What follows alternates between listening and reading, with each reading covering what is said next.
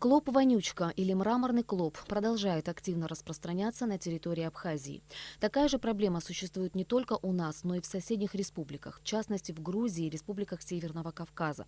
С 2013 года сельскому хозяйству Абхазии вредителям нанесен большой ущерб. В этом году почти полностью уничтожен урожай ореха, сильно пострадали плантации кукурузы и фасоли, под угрозой срыва и цитрусовый сезон, на который так надеются крестьяне. Действия должны быть быстрыми и радикальными, отметил, открывая совещание президент. Мы должны говорить о той проблеме, которая охватила всю нашу страну.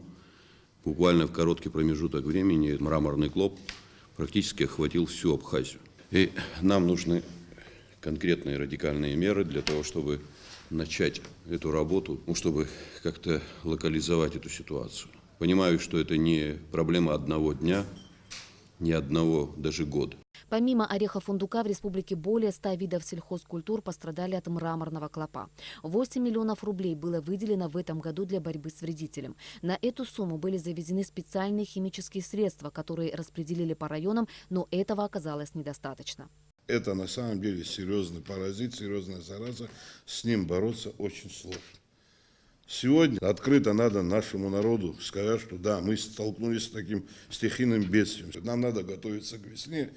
И площади, как бы мы предварительно, когда обсудили, все побережье Черного моря. Если это переводить, это 3000 квадратных километров. В переводе на гектар это 300 тысяч гектаров поражено сегодня. Это огромные, серьезные вложения нужны.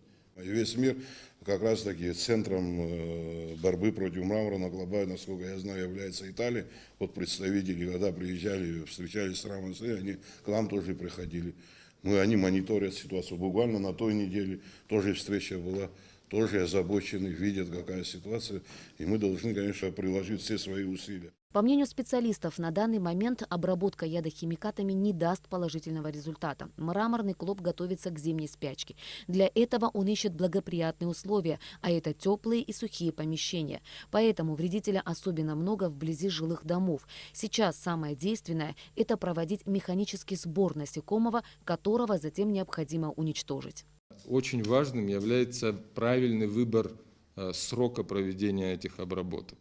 Потому что нужно обрабатывать именно тогда, когда на плантациях находятся личинки. Они самые уязвимые, и эффект получается максимальный, с максимальным сохранением и в том числе и экономического эффекта. А людям сейчас надо будет рекомендовать и создать, по всей видимости, может быть, горячие линии, где они могут обратиться, получить консультацию, как собирать насекомых, которые сосредотачиваются в жилых помещениях, и уничтожать их там, для того, чтобы снизить численность на следующий год.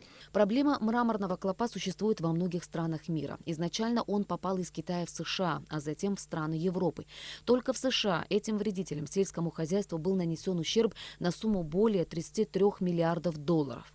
Одно насекомое откладывает до 250 личинок. За сезон сменяется 3 поколения насекомых, а теперь считайте сами. Научно-исследовательским институтом сельского хозяйства Абхазии проведена работа по выявлению наиболее эффективных препаратов для борьбы с мраморным клопом. Как отметил директор НИИ Лёси Кайба, уже ранней весной необходимо приступить к обработке сельхозугодий этими препаратами. За 2 года мы практически в наших условиях, что было возможно, мы разработали. Вот эти ядохимикаты, препараты разработали именно в срок, который может дать эффект настоящий. Потому что вот в самом деле, как было сказано сейчас, обработка химпрепаратами практически это просто затрата, лишние затраты, и эффекта никакого не будет. Те препараты, которые мы сейчас рекомендуем, это эффективно работают очень.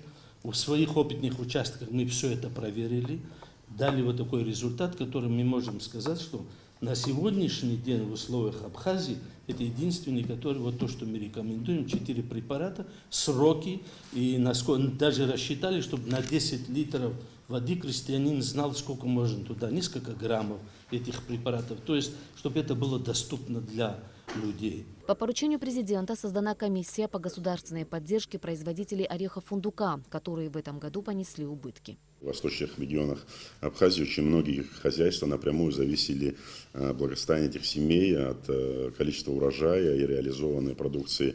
Мы с вами уже говорили на эту тему. Сейчас в ближайшие дни будет выработан комплекс мер, в том числе мы, скорее всего, пойдем на то, чтобы пошлины, так называемые сборы, которые установлены за орех фундук, мы пойдем на существенное понижение, в случае необходимости, вплоть до полной отмены для определенных районов. Поэтому в ближайшее время эти меры будут выработаны и приняты для поддержки. Но сегодня, как мы понимаем, уже круг шире, что не только это касается орехов фундука, если последствия будут такие же тяжелые для цитрусовых и для других культур, то мы представим план поддержки сельхозпроизводителей, связанный с ущербом, нанесенным вредителями.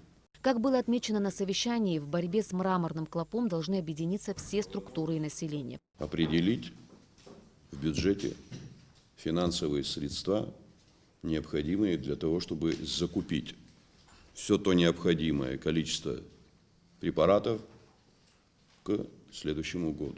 Следует определить наиболее эффективное время для борьбы с этим клопом. Должен быть очень жесткий мониторинг всех этих процессов. Для этого должны быть созданы соответствующие группы с привлечением всех наших ученых, специалистов, которые могли бы эту работу проводить. Выработать соответствующий план действий, который должен быть изложен на бумаге, и об этом должны знать люди. Уже к среде президентом поручено создать комиссию и определить ее состав. Ирина Аршева, Беслан Джинджал, Михаил Братухин, Абхазское телевидение.